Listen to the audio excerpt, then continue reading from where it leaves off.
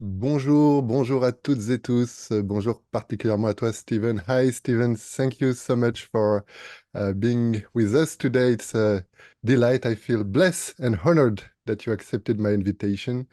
Um, if it's okay with you, would you be okay to tell us a bit about your life before hypnosis, if there is any, and the influence it may have on your practice today? Yes, well, it was a very different life from hypnotherapy. I after after university, I went straight into the music business.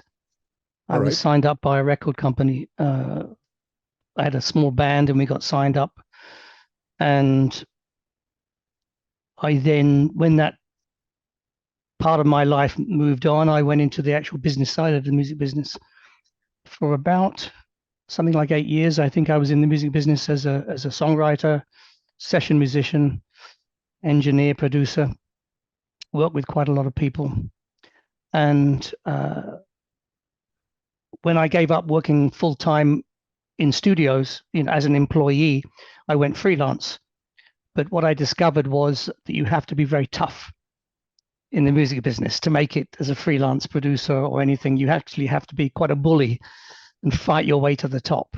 And I was just a musician, really. So that wasn't my personality to kind of fight my way to the top. So I'd always been interested in hypnotherapy, interested in hypnosis, but I hadn't ever thought about it doing seriously because all the books that were available in the UK at the time were very, very basic. I mean, useless, really.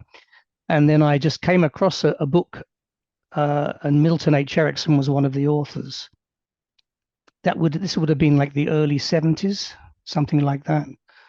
And the book was called The Practical Application of Mental and Dental Hypnosis. And he was one of three authors. And I opened the book and not really thinking of it that seriously, it was in a library, in fact. And everything that Erickson had written just kind of jumped off the page. It's like, this is something amazing. And I wanted to take the book out, but it was a reference library. They wouldn't let me take it. So I used to go back in there and sit down and read it. And I thought, no, I need this book. So I stole it. I stole the book from the library. Here I've is the still bully. got I've still got it. I never went back. Yeah, so that was a kind of there was a period probably from I started working as a therapist in 1979 as an Ericksonian, straight in the deep end as an Ericksonian. I did a training course and it was terrible, and I ended up teaching the last day myself about Erickson. They'd never heard of Erickson. So from 79 until about 80, 83, I was still in the music business as well as being a therapist. I was working in the evenings as a therapist from 79 onwards and setting up kind of research programs with friends to research Erickson, really. And then I quit the music business, I think about 83, something like that, because now I was making quite a lot of money as a therapist. So that's really the background. I started teaching in 86. So when I started teaching.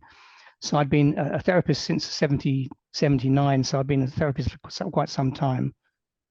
And it was Robert Dilts who, in fact, encouraged me to teach, because the first NLP course happened in the UK. I think it was in, 86 or 85, something like that. And I attended that first course along with a lot of other people who went on to create NLP trainings. And Robert was one of the trainers. And he took me to one side and said, Stephen, you should be teaching Erickson, because no one seems to know anything about him in the UK. So that's where it started. Amazing. And so it seems you kind of self-taught yourself, first with the book, and then if there was no proper Ericksonian training, then you got into it yourself and kind of discovered it. Well, in the interim, between 79 and 86, books started to be published. Irvington was the publisher in the US. They published the collected papers of Erickson, and they came out, they were staggered, like one a year. And I used to kind of wait for these books to come through from America. I had to buy them in America. And Ernest Rossi wrote the book called Hypnotic Realities. which was published, I think, 63 or something like that, 60, 70, 71 or 73, something like that. So I did get that.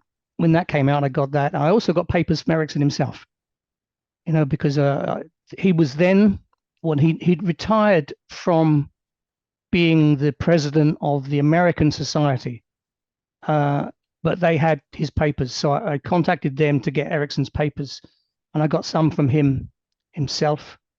And I was talking to Betty Alice, who I know is taught in France, and she was saying to me how it would be very rare for him to communicate with anybody, outside of the medical profession, because I wasn't a doctor or anything at that time, So I was lucky, really, just to get those papers. And when a paper would come through, I'd just read it, and very naively, I would think, okay, Erickson's just created a negative hallucination in a client. I think I'll do that this week as well. And so whatever he did, I just try and replicate it. Every client would have a negative hallucination for that week. and I did it, and it worked. And I thought, wow, this is a great job. I love this job, working with ericksonian hypnosis. And that was it. And I've been doing it ever since. Lovely. And back to the first question, but your answer was great already. Would you tell that your music career as a musician and then a producer, could it have any influence on the way you developed your practice of hypnotherapy up to today, maybe? Definitely. And I've thought about this often, because I've been asked this question many times. It's affected my work in a number of ways. Firstly, of course, creativity. Therapy should be a creative process. It's about creating the way you're working and changes in the way you're working therapeutically, hypnotically, in accordance with the needs of each client. So it's not just like reading a list of things to do, ticking off a list of things to do as a therapist. It's about being able to create in the moment what the client needs. And that comes from certainly being a musician who improvises, certainly being an engineer or producer in a studio where you're literally creating all the time. The second aspect, which I think is even more important, was the limitations that were placed on engineers and producers at that time. When I was in the studios, it would have been late 70s, maybe mid to late 70s. And I worked at a place called Pi Recording Studios, which was the studio responsible for all of the 60s hits, really pretty much everybody that came out of the UK, what they call the British invasion in the States. They produced all of those. I arrived after that, so I didn't get the chance to produce the Kinks and people like that and all those kind of famous 60s bands. So I arrived after that. But at that time, the studio was still only 8-track. Now, the Beatles recorded Sgt. Pepper on 4-track. That was in the 60s. In the 70s, the studio still only had 8 tracks.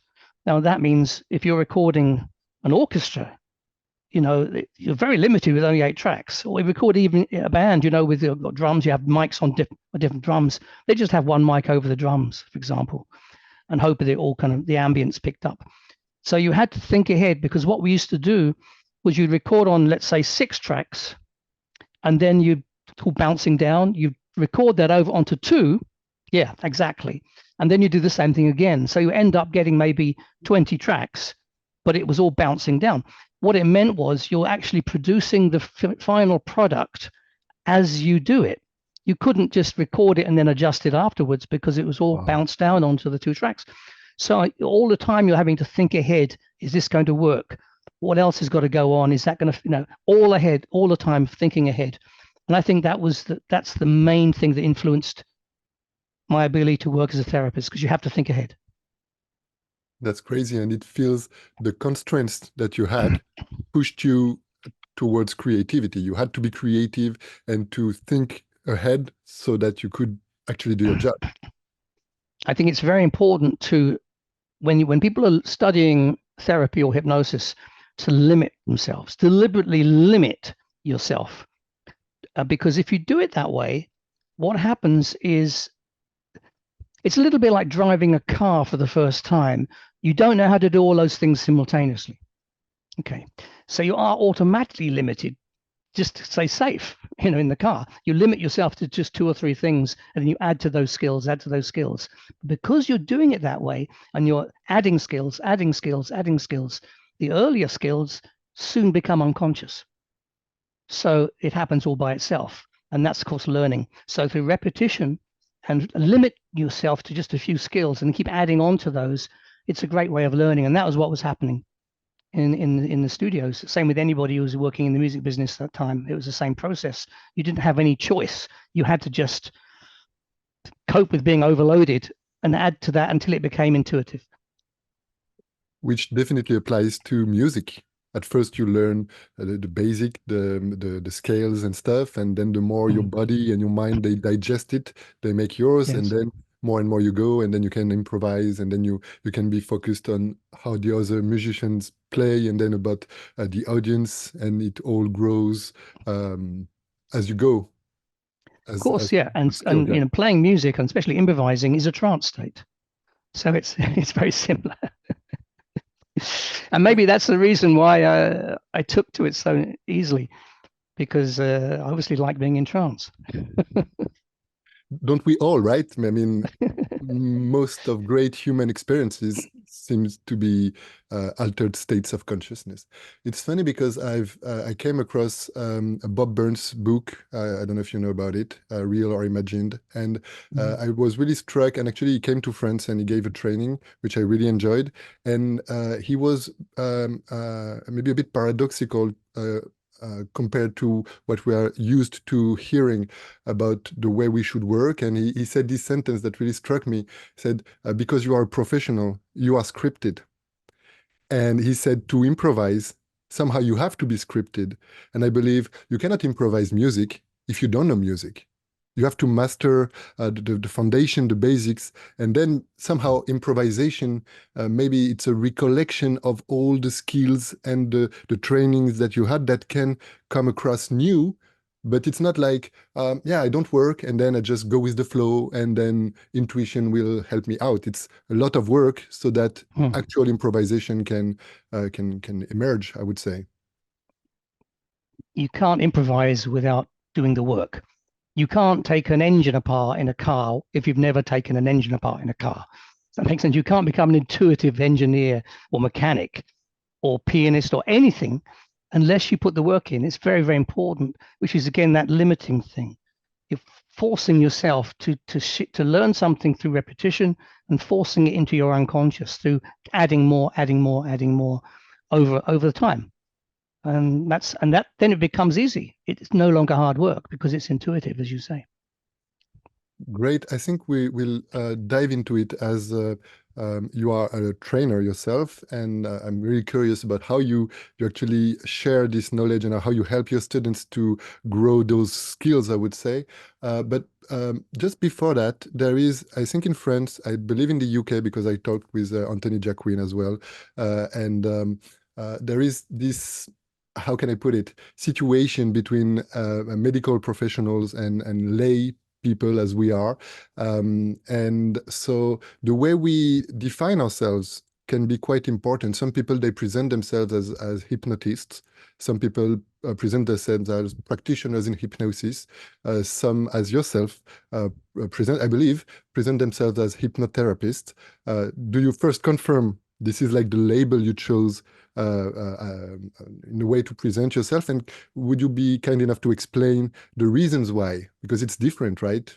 Between how you choose to present yourself, especially not being a psychologist but not being a psychiatrist. The weird thing is, okay, my first in-depth study of hypnosis was directly with Erickson's work. And he always talked about hypnotherapy.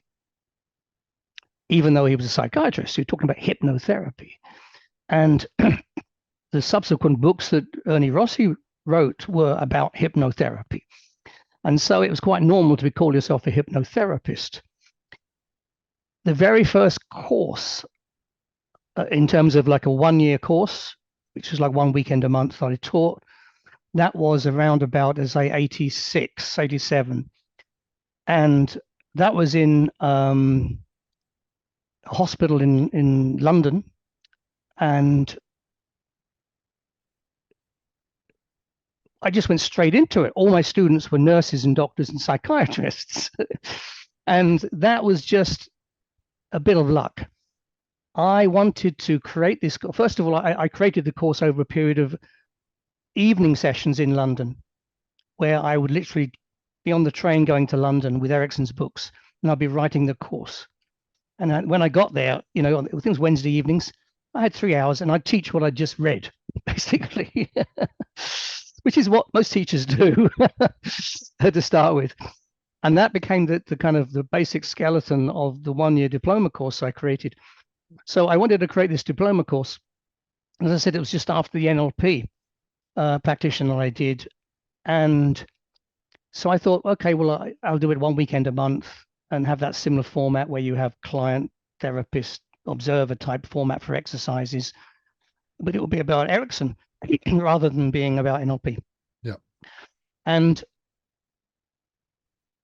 there were 2 or 3 people on that course that were medical people. There was Tony Wubber, who was a doctor, Elvida Adamson Macedo, who was a child psychologist. It was Frank Farrelly, who who'd studied with Bandler and Grinder originally. Really? And there, yeah, he studied therapy. Okay, excellent. And or somebody else. Oh yeah, Tony Wubber, who was an anaesthetist. Okay, so I just thought, okay, so I went up to these people, they're all medical people, and I said, okay, I'm going to create an Ericksonian hypnosis course. Would you be interested in, you know, specializing in something that he's done, and we'll put it together. All right. And so I said we need a place. So Dr. Amadina Macedo, I can't remember her name exactly. She said, well, we've got conference rooms at the hospital, St. George's Hospital in Tooting. Let's run it there. So the very first course was there. I was a layperson standing in front of 70 doctors and nurses and psychiatrists and psychologists doing my thing.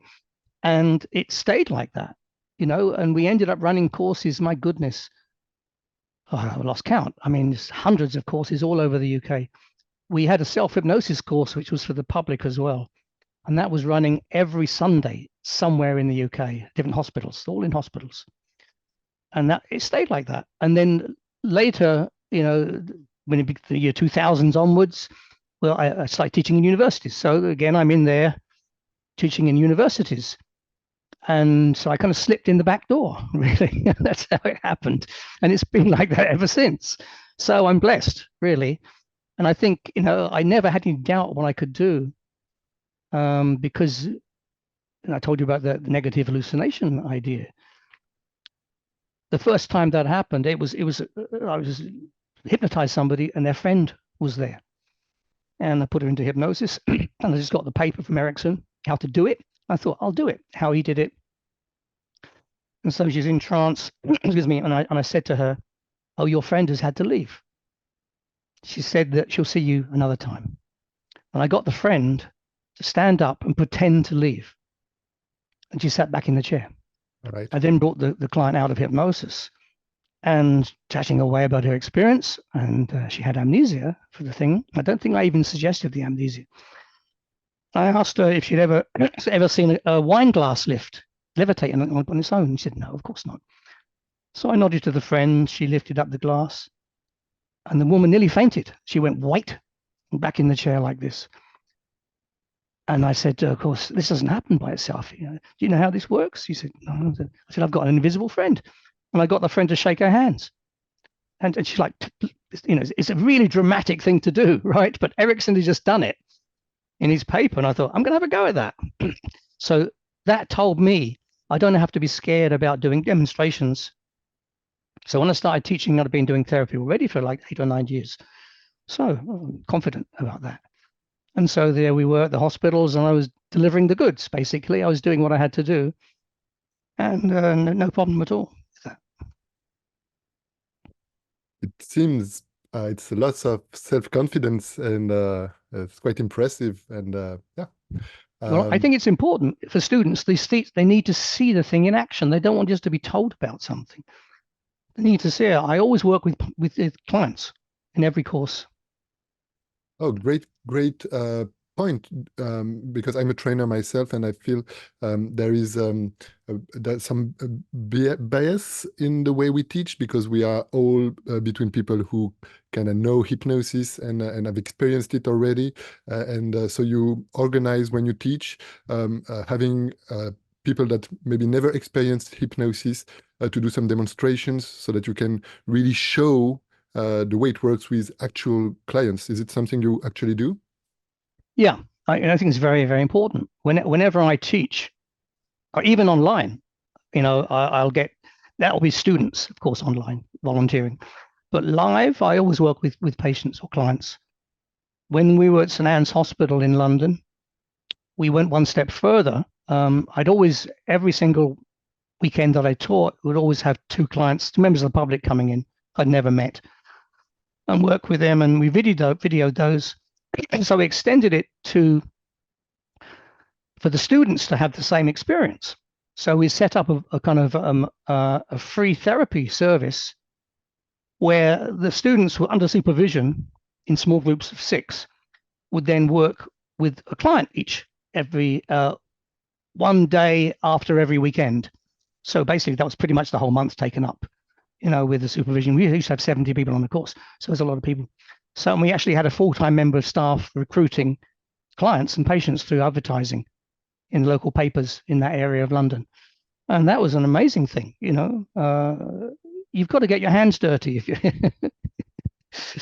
But in an environment where it's safe, which with the supervision and stuff, you can't really just try out with people that may be suffering or unstable or whatever it is, of course. The students would always work in pairs as well, so they can support each other, and there'd be a supervisor there. We had 18 supervisors who were previous students who'd qualified, several years before, and they were paid as well and everything. So it was a very, very, logistically, it was a huge thing, quite to something, take on board. Lovely, really inspiring. In terms of your practice, I think I feel there are two main options, the way I see it, in the way people practice. Some people are really a lot about hypnosis, so their job is to help the person go in a trance and then let her resiliency, her evolution processes just use this altered state to flow more freely, I would say. And the other side would be more on the therapeutic approach, which can be enhanced with hypnosis, but would be grounded or rooted in a more therapeutic approach. Of course, Erickson was, I would say, a great genius and a great worker, and he had a very deep knowledge of many psychological treats and with psychiatry and stuff. And there was a great paper from a colleague of mine, sorry, it's in French, trying to understand the roots of ericksonian hypnotherapy. And it's not just hypnosis. It kind of gets combined within the hypnosis, but there is way more. I mean, in systemic approach, some of the Freudian tools, I would say, or insights. So do you feel you're more into helping your clients go into a trance and let the processes just unfold, or is it more like a therapeutic approach that is enhanced with hypnosis? It has to be both. If it's just saying, off you go, your unconscious mind will heal everything. Okay, I mean, we've got Ernest Rossi with his moving hands, which is similar to that. But it's a little bit like telling someone to cook something and then not showing them how to do it. It's like, okay, just trust your unconscious, it'll cook something. Or you want to become a concert pianist, okay, don't ever go and watch another pianist, just sit at home and practice, and maybe your unconscious mind will teach you. There's a limit to how much the unconscious is going to do that. So you have to have some kind of a map or a set of principles that you use. And the thing that's not, or very rarely taught in ericksonian hypnotherapy, are the principles. So what is very important, as far as I'm concerned, in order to understand a technique or a skill, students need to understand the principle behind it. Because if you understand the principle, you're not limited by just that one way of using that skill or that technique. And this was always the problem with NLP. They did a marvelous job of modeling and packaging skills. They never really taught the principles, because if you have the principles, you're creative with those techniques and skills. And that's why you had a lot of NLP people just like ticking off boxes and just following the instructions. Do this first, next, which is great for learning something, but it doesn't take you any further than that. So you have to have both. It's very important to have both. Would I go to the extreme of kind of telling people what to do? No. I think what it is, Erickson used to be very direct by being indirect. He would use indirect language, but he would be emphatic about what he wanted to have happen. Emphatic is different from being authoritarian, of course. So he would give these directions, but in an indirect way. And he would give it in a way that would, firstly, not arouse the conscious mind into challenging it. And secondly, to initiate kind of an inner search unconsciously to carry out what is implying. It's more implication than suggestion. So you do need both, but even when you're giving something fairly structured, it's normally given in an indirect way anyway, because you don't want the conscious mind to sabotage it or even sometimes know what's going on. Because if the conscious mind were right in its beliefs about what needs to be done, they probably wouldn't have come to see you in the first place. So we have to assume that the conscious mind is severely limited in helping itself. So we don't want to get it on board. We don't want it to help us out because it'll just get in the way. So is that a good answer to your question? It is great answer. And it makes me think on my side, and I was like, yeah, and if the unconscious mind were all powerful and all knowledgeable, then they wouldn't need our help either. So it can't be like, yeah, just let your subconscious or your unconscious mind do his job. We know about this famous sentence from Erickson, with his pain that he had late in his life. It would go in his bed and go in a trance and tell his subconscious mind, do your stuff. But it's like after 60 or 70 years of practicing and teaching his subconscious, I can't remember Richard Bandler saying something like, yeah, your subconscious mind will always, I rephrase it in English from the French I have in my mind. So your subconscious mind will always give you what it has learned over the time. It's like repetition. So if it was perfect or if it could do everything by itself, we would be useless somehow. I think there is a situation where the pure hypnotic approach is also limited is when people have issues going into a trance. Let's say for good reasons, they had some troubles in the past with trusting someone or being abused, and they won't just allow themselves to, go fully subconscious and let be driven by someone else. So I don't know where we're going specifically, but I feel it's really inspiring anyway. I don't know, you talked about the principles. You won't go over all the principles of Ericksonian hypnotherapy, but would you enlighten us with maybe some examples or some ways you teach your students to, on top of the techniques, know what's behind so they can be creative and really master? Because I believe some of your students, they're lay people as well. They're not trained in psychology or not trained in psychiatry. Some of them. Some of them, there must These be. days, yes. And they, I believe we and they need frameworks and structures so that we can be as safe as possible when we receive people that can be in pain or can be maybe real pain or emotional pain, whatever it is. How do you, if you can sum it up somehow, how do you teach your students to integrate those tools that can be quite wide and complex? It's a life work, right? Well, there are two sides to teaching when I teach. One is to teach a structure purely for the exercise, not to say this is how you always do it, but I will teach a simple structure that they can replicate in an exercise, which demonstrates technique, but not in a way where it's fixed. And then I will talk about the principles behind that. Why does that work that way? For example, as you probably know, one of the most important principles in Ericksonian hypnotherapy is the principle of observation utilization.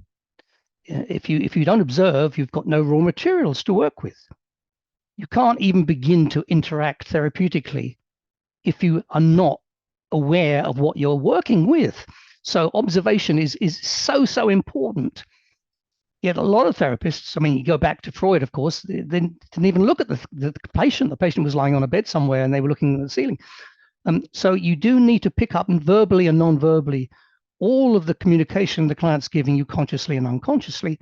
That then gives you an indication of where to start and where the problem might be.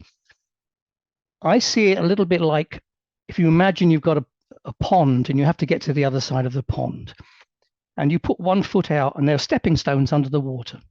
You can see them, but they're not just a straight line. They're off in different directions. You don't know which one is going to take you to the other side. So you take the first one because what you've observed in your client has told you to take that one. And then you utilize that maybe with a story, with a metaphor, a task, or a question of some kind. And then you see how they respond to that. If they respond positively, then you take the next one on that path. If not, you double back, come back and try another route if you have to. So often I'll do that before I get into the middle of the pond. Once I'm in the middle of the pond, I'm on my way. I know where I'm going. But the first few steps are a little bit like that. That's not possible unless you observe. So the client is continually giving us so much information, as you know, verbally and non-verbally, even when they're not speaking, when they're pausing or hesitating. It's all valuable information. So what I will do, I'll give on my online course. I only teach online really now most of the time. What I'll do, I'll give a demonstration of a particular technique. Let's say it's utilization, observation, utilization. I'll give that demonstration. We'll then play it back and I'll break it down, stop and start, and indicate what people are learning as this session goes through. Because sometimes it's so subtle, people don't pick it up. And you need to break it down. The only problem is it does extend the teaching time considerably. So, for example, a 30-minute demo might take 2 hours to play back, but it's the best way of learning. It's an amazing way of learning. So you get to see it, you get to hear it and broken down, and you get to do it. So that's that same thing, the NLP thing, really, see, hear, feel. You're using all the senses to learn. So all the students are learning everything 3 times, but in a different kind of sensory state. And that's how I teach. And so the principles behind anything are taught within that analysis of the session itself. What I've done to speed this up is demonstrations from previous years. I'm now using those rather than doing a brand new demonstration with a client, because I've got control over the timing, because, it helps me, because we meet live on Sundays, 3 hours every Sunday to do the live part of my online course. And there's a 3-hour time limit, and I've got 3 skills or techniques to teach in that period, 1 per hour. So I'm using demonstrations from the past. So I'll play the demonstration and I'll talk through it the first time round as we're doing it, rather than watching it go through first and then repeating it, because that saves time. Excellent. And then it could even, the analysis could also be recorded, and it could be like we do that. Most of that it goes is recorded, and on. then you can use it, and then you can be even more specific using the lifetime to be even more present and answering questions and stuff. That's uploaded to the actual online course the next day. Excellent. We've got hundreds of them. People can go back way through time and see, things we've been teaching a few years back. Because the online course is very, very comprehensive. It's every single lesson. There's 3 lessons per week with either a technique or a skill or just principle. 3 lessons per week. Each lesson has a text-based lesson, has a lecture for that particular lesson, has a forum for each lesson, and an exam for each lesson, and then also an exercise for each lesson, which they do on the Zoom sessions. So it's a lot of work, but it's very, very thorough. People can't escape it. You cannot join the course and not learn anything, because it's so thorough. And then so on the Sunday when we meet afterwards at the end of the week, I'll do the actual demo and break it down. They'll then do the exercise of each lesson. So it's very comprehensive. We can't give supervision to everybody because it's international. It's all over the world. It's a shame. I'd love to, as we used to at the hospital, but we can't really do it. A technical point, it seems obvious as we hear you and listen to you. I share the belief, but let's dive into it about the practicing hypnosis through the internet or in visio and not being actually present with the person. Obviously, there are some things that you cannot do, like the physical contact. It offers other opportunities, like it's way more comfortable. It can be cheaper for the teaching. It can be like recorded and so structured in ways that would be harder to do if we were to do it in being present. What do you say to people that goes like that go like you can do hypnosis not being with the person? That's just a fantasy. It's not true. I mean, it's not true. I mean, I've been seeing clients online ever since Skype was invented. So many years. And the online course has been going since 2008 as a complete training program. So when Zoom came along, it was just a very natural thing to add it. There's no problem at all. I mean, the students go into breakout rooms and they work with each other in pairs or in threes. No problem, no problem. I see all clients now online. I live in Thailand, in Chiang Mai, and my clients all over the world. So it's a bit strange in time zones. I'm having to wake up in the night sometimes to see people, but never ever been a problem. You know, and even things like I have a technique which I call insertive eye contact, which is where you look at a client and you embed commands each time you move from one eye to the other. All right. So, for example, if I look at the client's right side of their face, okay, their right side, I'm looking at their right eye, but I'm actually looking at the right side of their face. I'm talking to their left brain. Think of it like that. So when I'm doing that, the left brain is thought as being more conscious, analytical. So I'll be giving ordinary comments. And when I want to embed a hypnotic command, my eyes will look over to the left side of the face. And of course, with a camera online, it's very difficult to see that. So when I teach it, I just teach my students to do this. It's much more obvious, okay? It's still impossible to tell what a therapist is doing. It's a technique that no one seems to know how I'm doing it when I do it, unless I've taught them already. And it's really effective because it's completely unconscious. The client's not even aware anything's happening at all. But I'm going to say, so some things you have to adjust a little bit because of that. And the other thing, for example, like we're face-to-face now, Adrian, and I don't work like this. You know, when I'm working with a client, I work sideways. Well, yeah, like that. Okay. The client, especially, because the client can then look away and go into trance as they do in a therapy room. In a therapy room that is side to side, kind of, they need to have the space to look at, to turn away. So little things like that you can teach and use for online therapy, no problem. One last question about this issue, I think that could be scary for people who wonder about it, is if the person has a strong emotional reaction, call it abreaction, maybe going deep into trauma or something like that, where when you are physically present with the person, you may have a physical contact that could help take this person out of this really deep negative trance. My belief, of course, I'm more interested in your analysis and experience, is it feels like people somehow now know, and we know as practitioners, and they know subconsciously where they should go and up to where they can go, and our confidence within the process, or the confidence we have towards the person, limit the risks of losing control and not being able to physically get this control back. What would you say about that? Okay, a few things.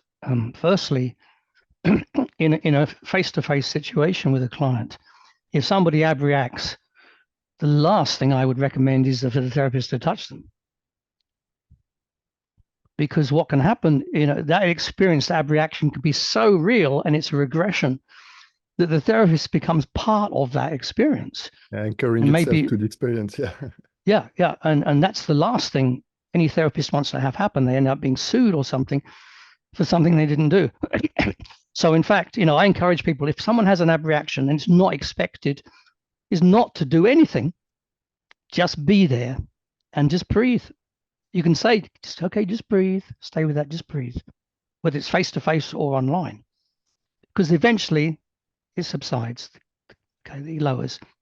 And it's then after the abreaction that the therapy really has to start, ideally immediately if possible, because something's just come up they weren't expecting.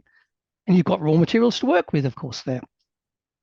If somebody comes in with, and they specifically want to work on something from the past, like abuse, I'm obviously more cautious about whether I want to work with them online because I don't quite know how they'll react. So putting all the safeguards in, dissociation, of course, is one of the most underused therapeutic tools that we have. Dissociation allows the client to keep a distance from the trauma itself. And if you're working with, I can do trauma therapy working with colors, and the colors represent different components of the cause.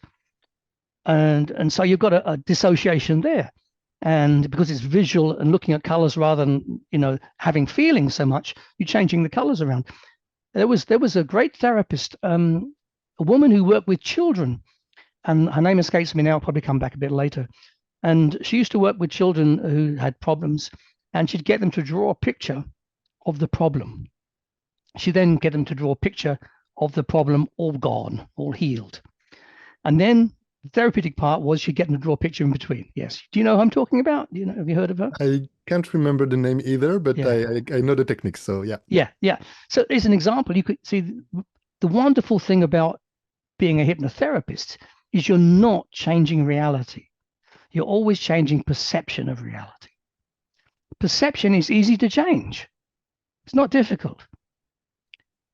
We can't change reality. And what, when you think about it, if you were walking down the street and you heard somebody, say, banging a hammer on a gatepost or something, you saw that maybe 100 meters away, you'd actually see it before you heard it, because light travels faster than sound. So what does that tell you about reality? First of all, which is real, the sound or the image? Neither are real. Okay, they can't be real because it's delayed. So by the time it gets to our brains, it's delayed. Both of them are delayed there's a mismatch there, of course. That is such good news, because by the time we start working with the stuff in the head, it's already no longer reality. It's just perception. And that's the stuff we can change. We're not magicians where we're changing reality. But what we do when we change the perception, that changes behavior, which then changes reality.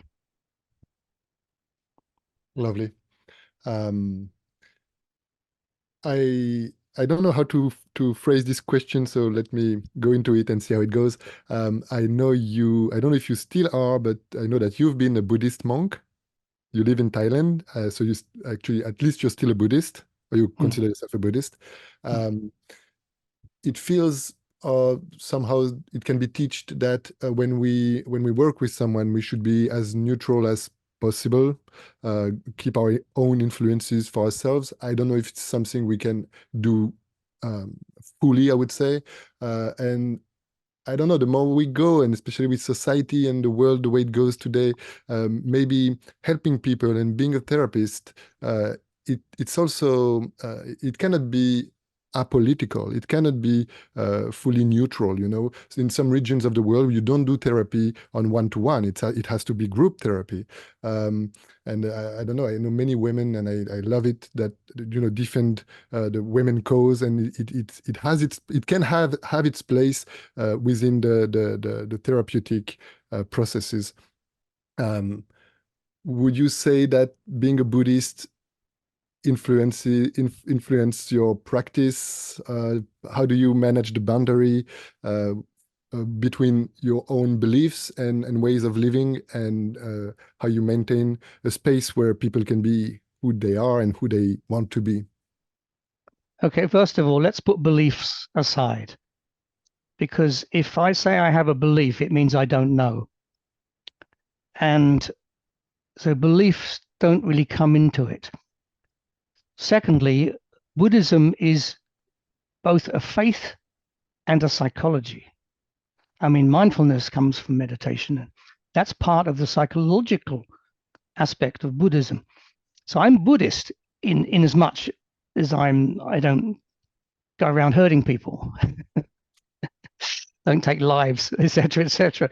So I'm nice, I'm kind, and I think compassionate things. And I think compassion is a very, very important thing in the world. It's like an adhesive. It's like love. Compassion is like unconditional love. It brings us together. So Buddhism has affected my work as a therapist in terms of the psychological texts and teachings of Buddhism. And we have three areas there I think we could think about as being the three most important: dependent origination, non-attachment, and compassion. Dependent origination is basically the law of cause and effect. Nothing exists in isolation. Everything happens because of something happened prior to that. And everything that happens then has a consequence. So it's an ongoing process. Nothing is independent. It's always dependent. The origination is dependent. The second is non-attachment.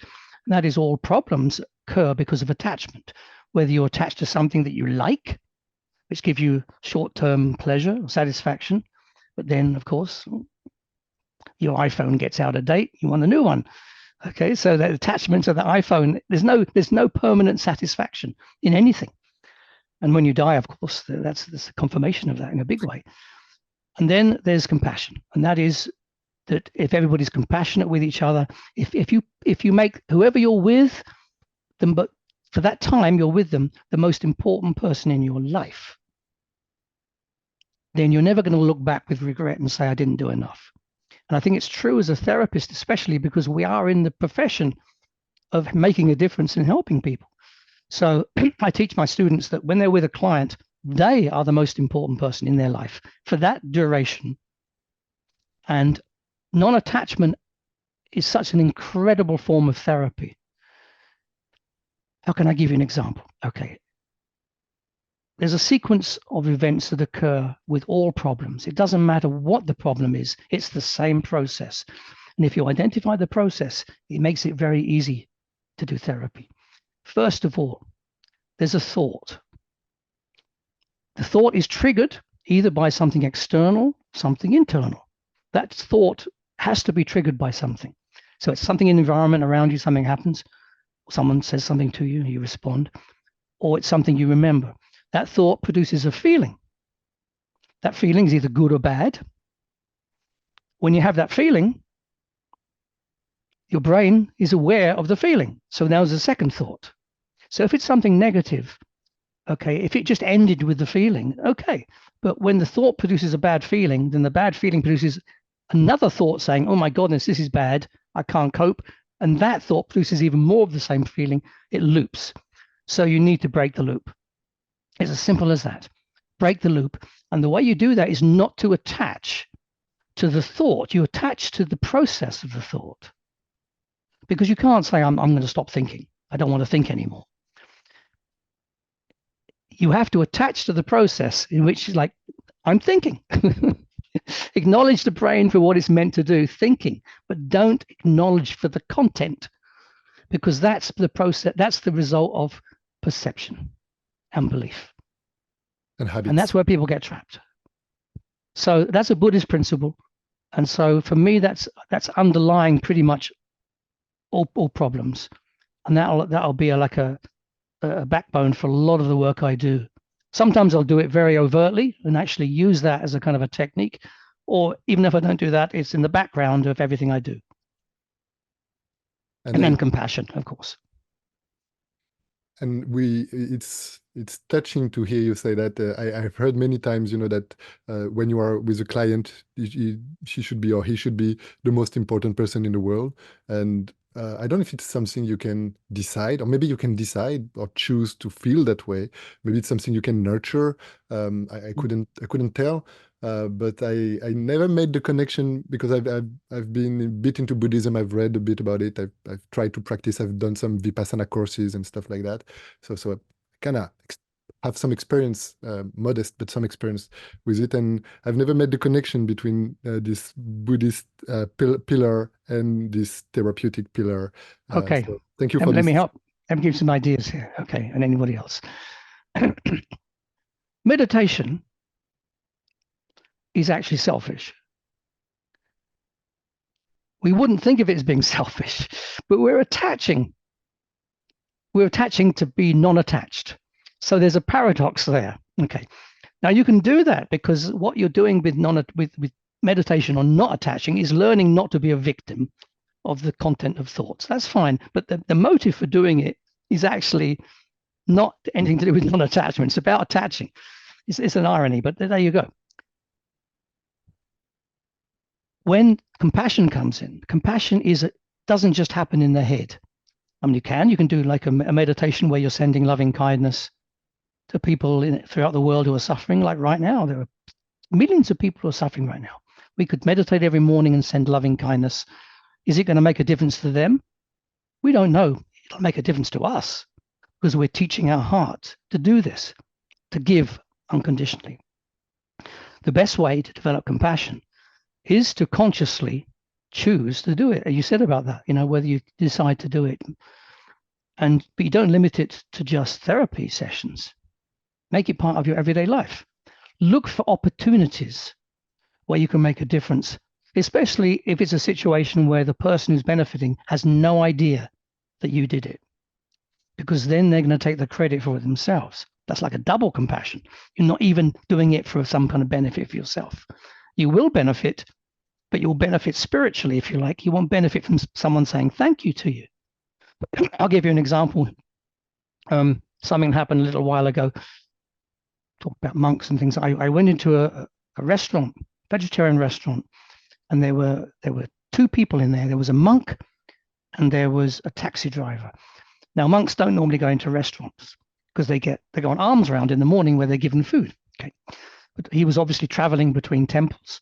He was in there, and the taxi driver and the girl behind the counter serving this food is all prepared. So I went in there, ordered my food, sat down. And halfway through the meal, the taxi driver went over to the girl and said, "I'd like to pay for the monk." It's like making merit, an act of merit or compassion, if you like, because the monks would not normally pay for the food. I'd like to pay for the monk. And I sat and watched this, and I thought, that's nice. You walked back and nodded to the monk. I thought, that's not a surprise. I'm not surprised, but why is he doing that? What's his motivation? Does he really want that monk to eat food that he's paid for? Or is it something a bit like meditation when you're doing it for your own benefit? Is it the merit that's making it motivating to do this, to be born a better person in the next life? And I thought, okay. I just thought, okay, I have an idea. I'm just going to check this out, see what happens. So I ate my food very quickly. And then I went over to the counter to pay. And as I paid, I said to the girl, I want to pay for the taxi driver. Okay. And he didn't know this, of course. So I left. And what have I done? Now, I'm not getting any credit or benefit from that because I'm not even going to see how he responds.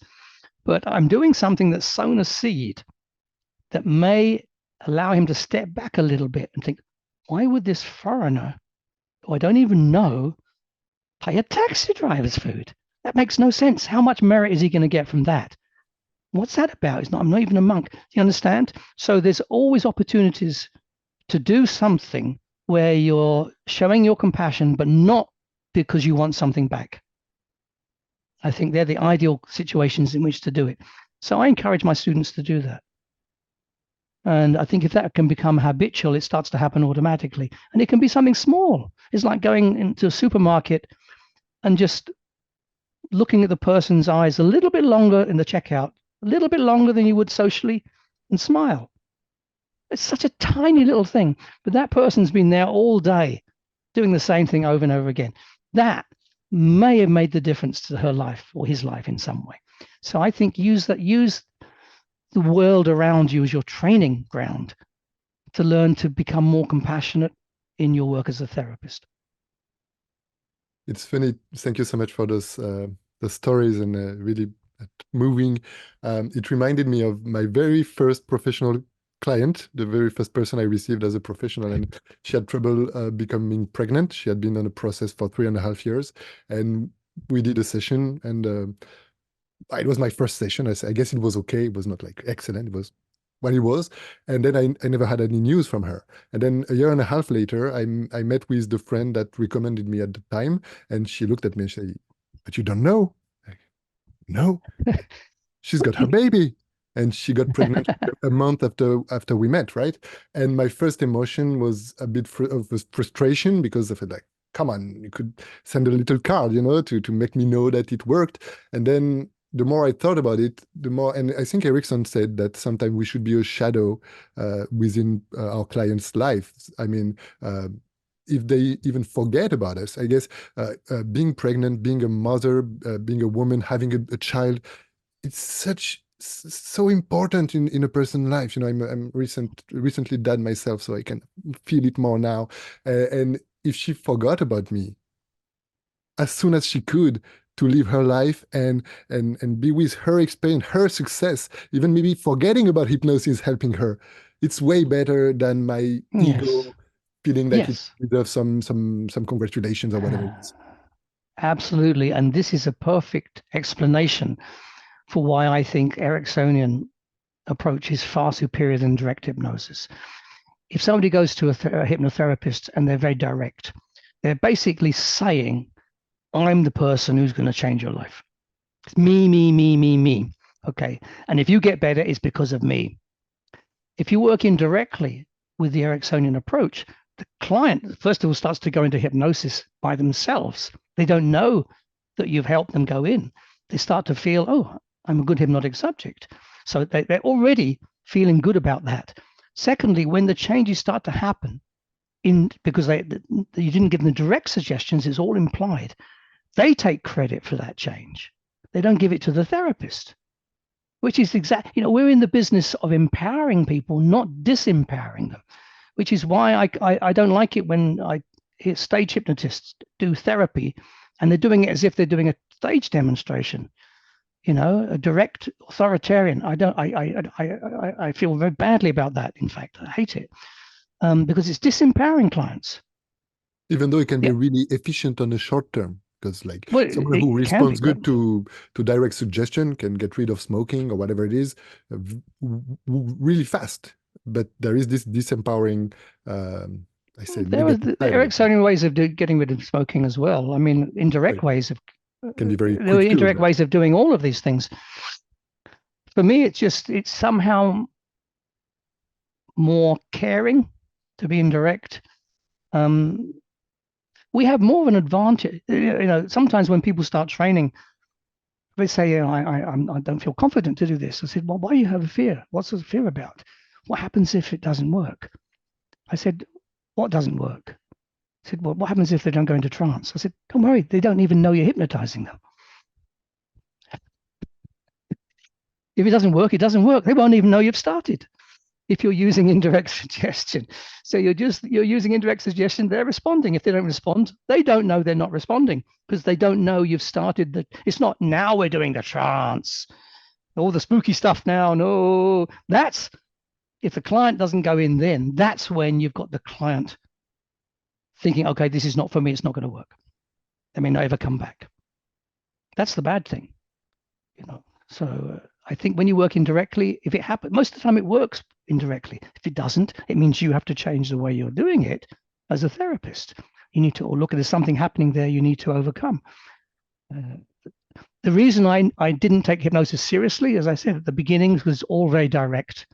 It just seemed completely unethical for me to see that in books.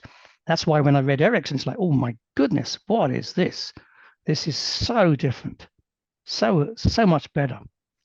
I didn't realize how much harder work it was to learn it, but this is so much better. But how do you learn it? By doing it. I was very, very lucky when my first practice was in a place called Chelmsford in Essex in England. And I was scared about whether I'd have enough clients. So I figured out that there was, within a 20-mile drive, there were about 5 or 6 other major towns. So I thought, if rather than getting an office, I will book a room in a hotel, or I'll book a room in a community center or friend's meeting house or somewhere like that, council room or something. So I had just one room per town for one day in about 5 or 6 towns, and I would drive every day. And because of that, I didn't need a full day of a full week of clients from one town. I was just overloaded. I mean, the first day I started seeing clients, I was 9 clients a day. And that carried on for a long, long time. And I think I was charging £9 an hour as well, I think. Anyway, so there I am with my Erickson papers. And I think, well, I can't run away from this. I've got to get on with it. So just do it. Just do it. And it's that teaches you. That's what teaches you more than any training course. That's what teaches you. Ideally, you need both, of course, but that's it. Getting your hands dirty, as I say, that's so important. You could never learn it just theoretically. Thank you so much. It raises many questions. I hope you have some more time. Can we keep on going? About this direct and indirect approach, I feel there can be a confusion, and the way I was taught first was a very indirect, and I felt it could be counterproductive, because let's say you want the person to close her eyes, you can talk about a curtain that closes and many metaphors about going down or closing the eyes, and you can also ask that she closes her eyes, or that you can let your eyes close at the pace they feel like closing, something like that. And it feels like being indirect sometimes can be a bit confusing for the client. And most of our clients, they will respond to direct suggestion quite easily and nicely. And if they don't, we can still try and find other ways. And I don't know, in my practice now, I try to be, especially in the induction of trance, like the going into a trance, being as clear and straightforward as possible. Because most clients, they want to do it, and a confusion can lead to a feeling of not being able or not being able to do it. And Jordan Véro, who's a French practitioner, I really like his work, and also Antoine Garnier. Those are 2 examples I quote quite often. Sorry, they work in French, so I don't know if you can enjoy their work, but they talk about a direct suggestion that will have an indirect effect. Let's say, put your hands like this, and there is a balloon between the hands, and the balloon deflates. And then you're not saying that the hands should get closer, but you're suggesting something very direct to get an indirect effect. So could you be, I don't know how you feel about it, and a bit more precise about, because I think Erickson said that you should be as direct as possible and as indirect as needed, something like that, it feels, the way you said it, it feels that you were really about being indirect. And I don't know how you feel about the it's not a question, but what I just said about being direct. Okay. Interesting. Erickson saying you should be as direct as possible and as indirect as needed. What he's talking about there is being emphatic, not being authoritarian and giving commands. No, he's talking about you should be direct in giving instructions that will actually make a difference, but you use language which implies that rather than demands it. So, I mean, okay, let's go back to that example of someone closing their eyes. Okay, yes, the balloon is fine. It's fine. Yes, it's a little bit like, now we're going to do the hypnosis, which I don't really like. If I want to announce that we're going to be doing some hypnosis, I could use a double bind, for example. I might say, would you prefer to go into hypnosis with your eyes open or your eyes closed? How does the client respond to that? They don't know how to respond, right? If their eyes start to go like this, their unconscious mind's already answered the question. It's very rare somebody will say, actually, with my eyes open, in which case, fine. You've just told me if your eyes stay open, you're going to go into hypnosis. So they've signed a contract. So either way, they've signed a contract with you. And so it's kind of direct as saying we're going into hypnosis now. It's hypnosis time. But I'm going to give you the choice of how you want to do it. So I don't think you need anything direct. Sometimes I'll say to, I get lazy. And sometimes if I've seen a client more than once, I'll say, okay, would you just like to close your eyes? Because I know that as soon as they hear my hypnotic voice, they'll be back into trance very quickly. But a new client, I rarely do that. I'll wait for the client to respond to their unconscious experience of trance. And often I won't do much more than just watch and comment with them, or yes, how are you doing that? Something like that. The advantage is I can see what's happening to them with their minimal cues. They can't see all of that. They can feel it, but they can't see it. So I can say, what's just happened to the muscles around your eyes? And they think, oh, how did you know my muscles are relaxed? There's a kind of a strange kind of communication thing there. They think, how's this guy know my muscle just relaxed? And you haven't realized it yet, but you haven't swallowed for the last 3 minutes. And they go,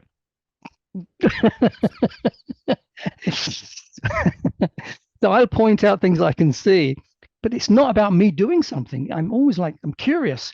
A lot of my inductions are based on questions, but not questions I want answers to. They're questions about things that are already happening that they then acknowledge as being real. And it gives them the feeling that they are going hypnosis from inside out rather than outside in. And of course, that's a much more profound thing for them. And I very rare have I found anybody find that scary, and unless, as you say, one woman who nearly drowned one time. I didn't know about this until we did the induction, and she nearly drowned at one time. She had difficulty going into trance. I can't remember what I did with her, but very rarely does that happen, that kind of experience, because they're trusting themselves. It's like if I work with a mother and a child, for example, or parents, kid comes in. Let's say the child is 12-year-old or something, and the child is the presented client or patient, and the mother's there or whatever. I won't try and hypnotize the child, because that can be a bit scary when they start to feel something happening. I could just tell a story, of course, metaphor, and that would probably work. What I'd normally do is I'd do the embedded commands idea. I'd talk to the child, and then when I want to say something hypnotic, I'd look at the mother. So, so you're here, you've come here today, your mum has brought you here. Of course, maybe you're curious about what it's like to go into a nice hypnotic state and how this can happen all by itself. And just sit there and enjoy this experience as it starts to happen now. So I'm marking out all the hypnotic commands to the mother. And of course, the child's looking at me because I'm focused on. The mother goes into hypnosis. And I'll say, it's very safe and very nice experience to go into hypnosis. I'll start doing it with the child. Say, look what's happened to your mother here. How did she do that? You see, she's showing you how comfortable and easy that is. I would like you to think about, what does that feel like? What does your mum feel like at this moment? She's putting, relaxed, comfortable, happy, whatever. Yes. Would you like your mum to share some of that feeling with you? And so just allow she to do that now. I don't have to say anything. She's going to just do that. Just let it happen. Feel that love putting you into this nice. Or sometimes I'll even get the mother to repeat things to myself. Say, okay, I'm going to ask your mother to talk to you. So the mother's in trance. I'll say, I'd like you to repeat everything I'm saying to your son. Okay. You can relax. She goes, you can relax. So the mother's now hypnotizing the child. A little while ago, her woman came in. She was very nervous. Woman, 20-year-old, very, very nervous. And one leg was shaking. See, it was literally shaking in the chair. And I said to her, how are you feeling? She said, a bit nervous. It's in front of a group. So she was a member of the public. And a bit nervous. I said, I can see that. I said, look at that leg there. There's a very good bit of shaking. I've never seen such good shaking in my life. It's a lovely bit of shaking in that leg there. I said, if you had to give that leg a name, what would you give? What would you call it? He said, Shaky. I said, okay. I said, hi, Shaky. Hi, Shaky. How you doing? I said, thanks for bringing her along to this session. I'm glad you brought her here to see me. And I said to the girl, if you don't mind, I don't want to talk to you anymore. And she's like, shock. She's a trance. I said, but I will talk to Shaky. I said, Shaky, Shaky, I want to introduce you to the other leg, which is still and calm. I said, so she said, as I said to the girl, what do you call this leg? And she said, I don't remember, normal or something. I can't remember some name, and it was like still passive or something. And I said, okay, hi, passive. I want you to teach Shaky how to feel like you do.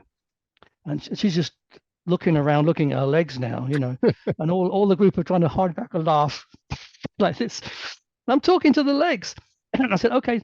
So I got the still leg to hypnotize the nervous leg. And of course, it's hypnotizing the whole person. So I'm giving hypnotic suggestions to this leg to hypnotize the shaking leg. And of course, it's going straight into the unconscious mind. And we do the whole trance induction via the legs. Excuse me. There's always a way.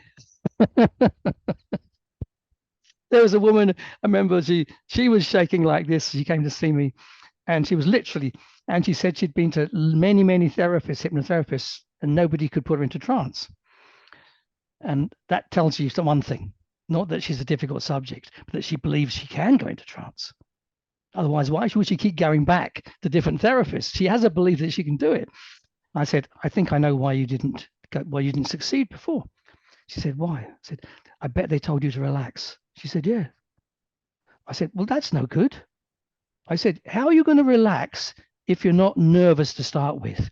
And to be honest, I don't think you're nervous enough. I'm not pointing at her shaking hand. I said, can you shake it more?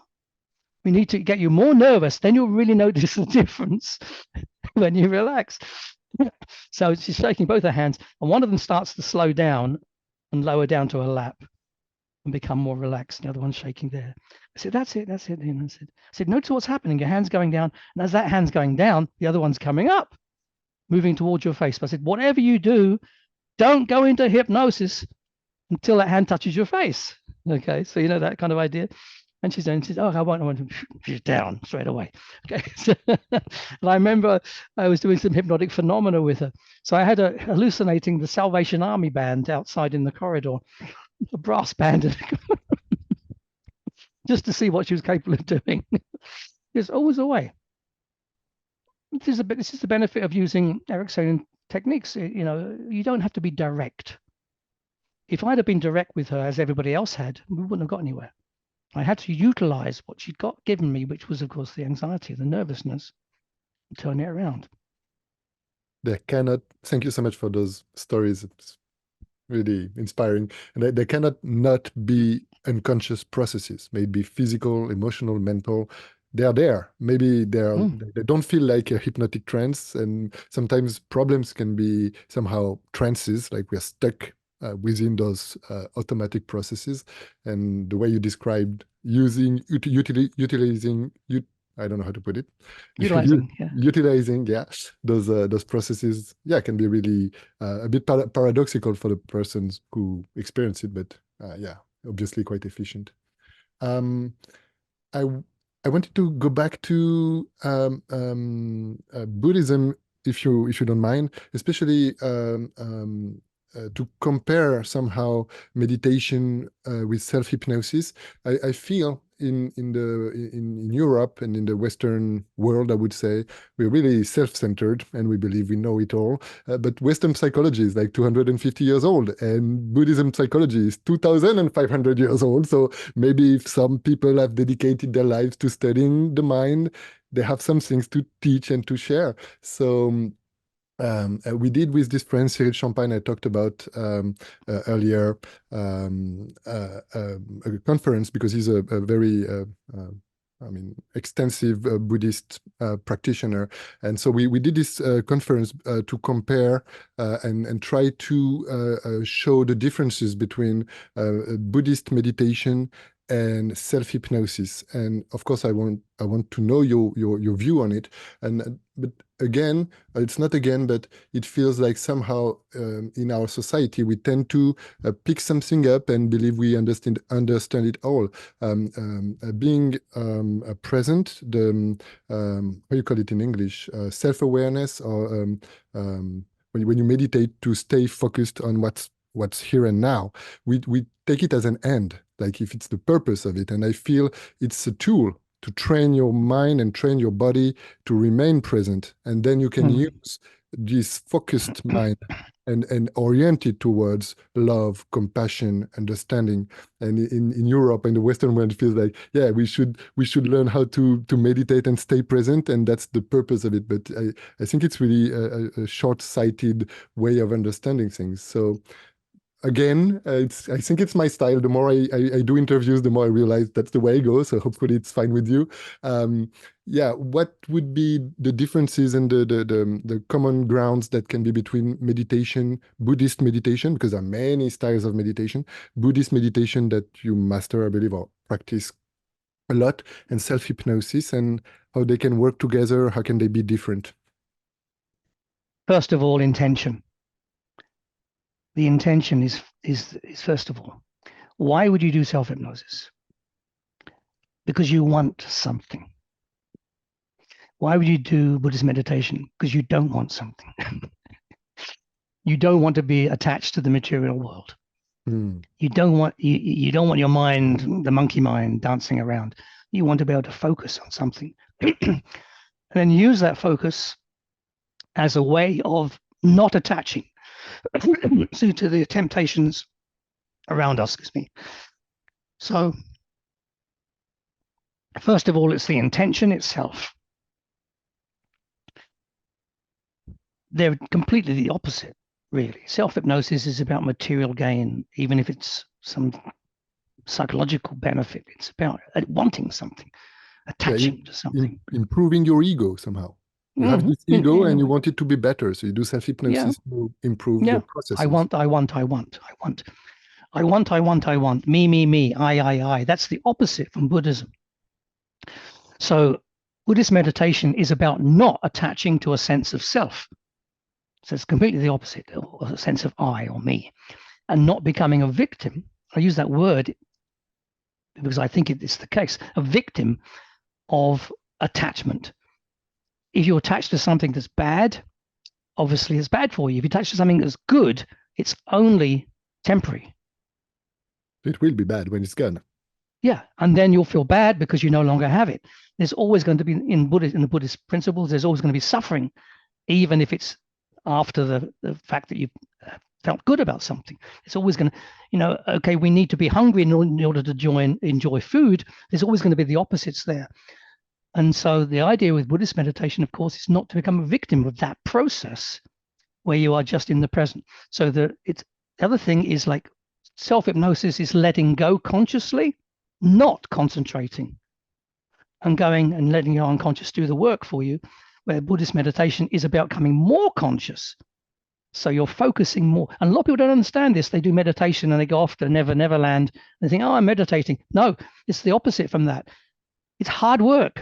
Meditating is hard work because you're continually bringing your attention, focus back to that focus of attention, whether it's in breathing exercises, or whether it's something like a candle flame, or whatever it is that you might be using.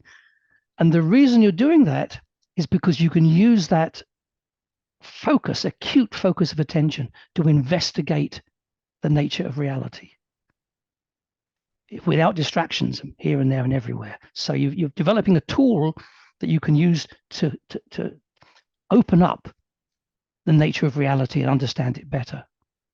So it's a very different process, a very different intention and outcome. Lovely. And at the same time, it feels there are bridges between those two practices. Like when you actually meditate a lot and teach your mind to be more focused, you can improve your processes, your thought and emotion and physical processes. And on the other hand, when you get to know yourself better and improve your processes, and especially with hypnosis, sometimes there can be an experience of letting go of the ego, maybe touching spiritual grounds or whatever it is. So it's kind of, and I don't know, paradoxical in ways, especially since self-hypnosis can also be a way of understanding better the nature of reality. because there are all those unconscious processes and we don't know about them. We're not talked about them in school and stuff. And then we discover hypnosis and self-hypnosis, and it gives us doorways to explore those realities that normally are out of our sight. But we got to the same point where meditation was the purpose of it was to train your mind to let go of your ego, while self-hypnosis is many times an ego-strengthening practice. But it can be used to improve yourself and be a better person in the world, and it can be a tool for being more compassionate as well. So thank you for the focusing part of meditation, focusing on breathing or whatever. This tool is to enable you to then do insight meditation. Insight is that kind of realizing our place in the world and the foolishness of attaching to things. So that realization doesn't always, or very rarely, will come through hypnosis. When you talk about the spiritual experiences we may experience in a kind of hypnotic state are the side effects that you'll have by meditating. We're doing insight meditation. They're not the goal. The spiritual, I mean, the spiritual goal is actually no self. So it's a goalless goal, because when you achieve it, you haven't got it. It means you have a lack of everything else, basically. Nirvana is basically death. If you think about it, that's basically what it's about, not being a victim of everything the world throws at you. But the spiritual, so-called spiritual feelings, this feels good. I'm on another level, another plane. That's in meditation, that happens as well, but that is not the goal. That's just a side effect. It's part of the journey. And some people think they're now achieving some kind of enlightenment. No, it's just the brain doing the stuff it does when you take drugs, or when you do self-hypnosis and you go into a very spiritual way of thinking, being. It's not the actual enlightenment. I remember the guru teaching that when you touch it, enjoy it, it's nice, but don't get attached to it, because that would be a trick. And when you go in darker places, because meditation can take you in darker places, many people, I think they mistake meditation as a tool to feel better. Most of the meditation times can be really tough because you're with yourself. It can be painful for sitting for a long time. It can be painful to be more real to yourself, and to see your misgivings or your errors, and it can be quite painful, right? And I feel, yeah, the goal is to experience it all and just live through it the same way. When you meditate, many times your monkey mind will just take you away from meditation. And then I was really surprised and enjoyed, and I think there is a nice philosophy behind it, to be cool with it. It's just the way your mind works. Come back to your purpose. And the other enemy of meditation is falling asleep, just not being there anymore. And when you realize it, it's okay. It belongs to the process. Just come back to your purpose, And I felt that was a really loving and understanding and really nice way of being in touch with oneself, not trying to be perfect. And I feel like with hypnosis, sometimes there would be this illusion that you could master it all and be perfect, and that's, to me, that's nonsense. You can improve, and it's nice, but I mean, we're all human, and there's no end to this journey, or maybe there's one in death, but we don't even know, right? I mean, you just said about, with hypnosis, we could hypnotize someone to believe they have reached enlightenment. Definitely. But they won't be enlightened, of course. But they would feel enlightened, or they would think that's what enlightenment was, to the point where they would tell people that they're enlightened. Which is really not enlightened in a way. No. So, I mean, the thing about hypnosis, it's not the spiritual, as I say, the spiritual thing. It's a feeling, but it isn't the same spiritual experience you'd have with commitment to regular meditation. It's completely different. And in the interview we did with Antoine Garnier, there was this, he said this, that with hypnosis, people can fake in really good ways results, and they can fake it so good that they can somehow believe it. And which is great because it can be like a postmark or an experience that can be, something that the brain and the body can remember and then work towards it. But at the same time, it can be a trick because if you feel like, okay, I'm a non-smoker anymore. I go to a party. I don't even think of a cigarette. It's out of my mind and my body, and then maybe the person can really reprogram herself, and then it really works. But sometimes it can be, moving the issues, and then there will be, I don't know, depression or eating the nails or whatever it is to compensate because the hypnosis was tricky and in a really realistic way, but not with an in-depth work. So I think the example you gave with enlightenment could be kind of the same, like the feeling, the experience could look like it, but obviously it cannot be it somehow. I was not planning to go into those areas, but I like going with the flow, and I felt it was really nice. Maybe our time is about to be up. I had two last questions, if you're okay with it. First one is really practical and pragmatic. If you had any advice for people who are interested with hypnosis, maybe people, beginners, some insights that you would have loved to have when you started yourself. And I give you the other question so that you can get ready. And the other question is really open. Is like if there is anything else that you wanted to share or a question that you would have liked me to ask you, so that you can be really free to share what feels important to you before we say goodbye. And many, many thanks. I think anybody who is considering studying hypnosis or hypnotherapy, first of all, they should ask themselves why. What is the motivation for doing it? Why are you doing that?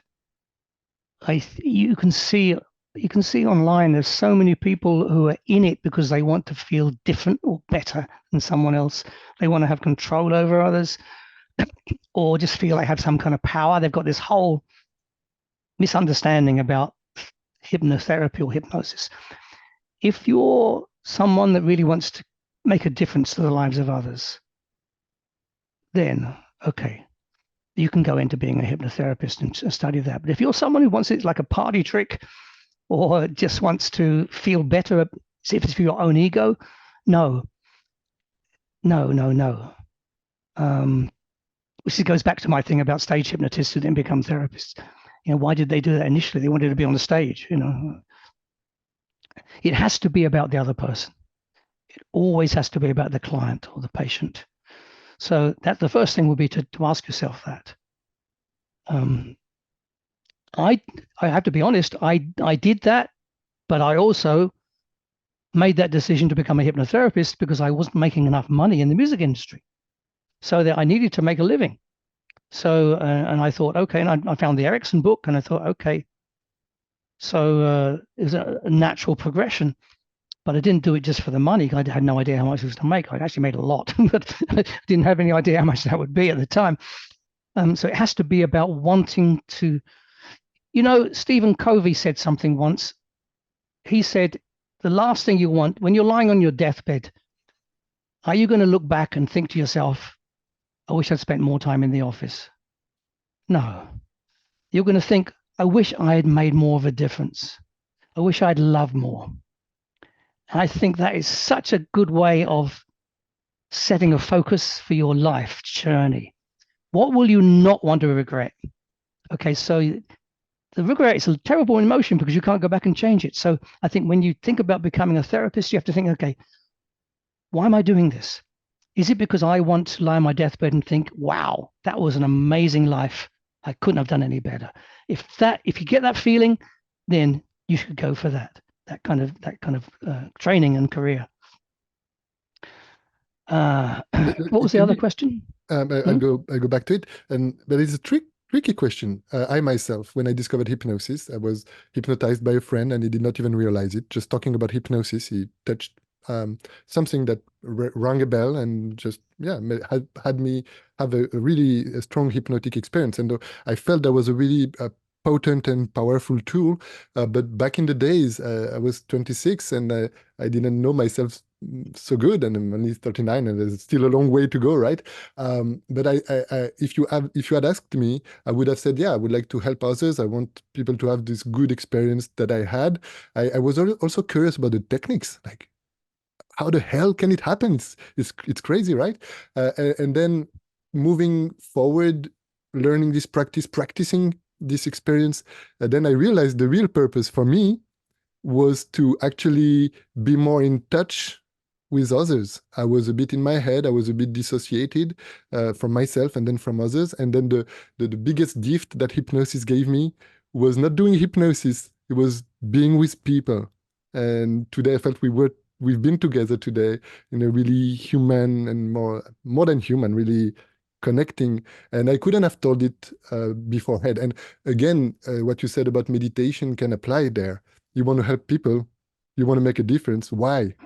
And if you're honest, I guess it has to be a balance. Maybe there is a spiritual and really wanting to improve the world and stuff. And also there's a benefit in it. You feel good when you help people feel good. So a great question, maybe tough actual answer, but I guess asking the question is a good foundation. What is the question? And the other question was if there is any other subject or question that you would have liked me to ask before we say goodbye. Maybe how can people join my course if they're interested?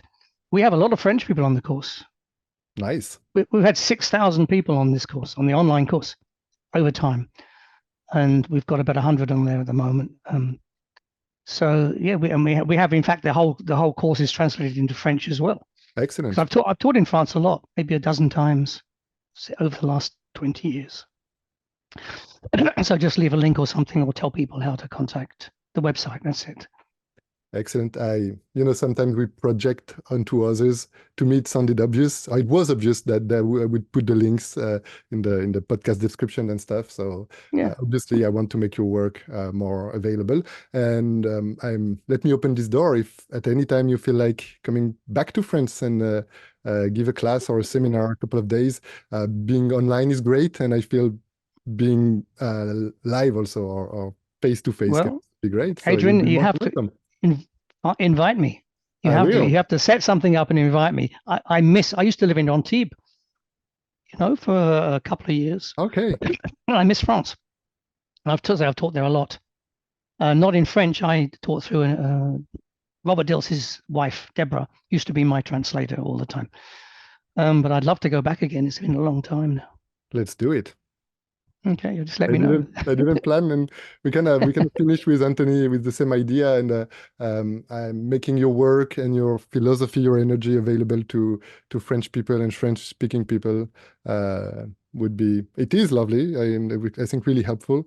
And again, many thanks for accepting my invitation. And I think we recorded way more time and way longer than I expected, but I think it was so rich. I went into it, so hopefully people who were with us on this podcast enjoyed it.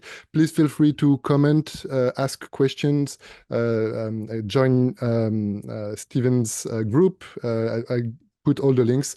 He's really ready to answer questions. And so we keep growing together, maybe on your online course or on the social networks, or when we do organize something and have you come back to France. Thank you again. Thank you for asking. Thank you. That was really lovely. See you soon. Bye. Cheers.